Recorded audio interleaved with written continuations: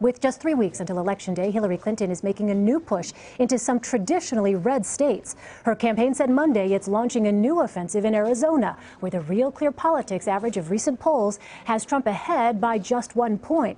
The state hasn't voted for the Democratic nominee since 1996, but Clinton is sending one of her top surrogates, First Lady Michelle Obama, to campaign there Thursday. And the campaign is making a rare ad buy in Texas, touting its endorsement from the Dallas Morning News.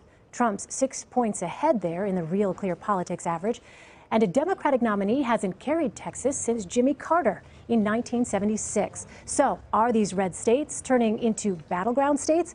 Gabrielle De Benedetti is national political reporter for Politico. Gabe, this is an interesting development here. How confident is the campaign about pushing into these states? Well, first, it's definitely more confident in Arizona than it is in Texas. In Texas, it's more of a play to try and get people to pay attention. Texas is a really expensive state to compete in, and she's really been trailing him there. Arizona, however, they actually do think is pretty competitive. Polls have been, showing it pretty close, even though in 16 of the last elections, 15 times it's gone to the Republican. But because of the growing Hispanic population there and because of Trump's unpopularity there, the Clinton people do see an opportunity. They're not going to make a full push, but they're going to try. So it's really interesting to watch that. Our CBS News estimate has Hillary Clinton at more than the needed 270 electoral votes. So what else is motivating this expansion, you think? Well, part of it is simply to try and scare off Republicans, trying to get them to put resources into states that they really shouldn't be spending resources to try and run up the score. The Clinton folks believe that if they have a bigger electoral victory, she'll have more of a mandate once she takes over the Oval Office. So that's clearly part of this. Beyond that, they're trying to expand their Senate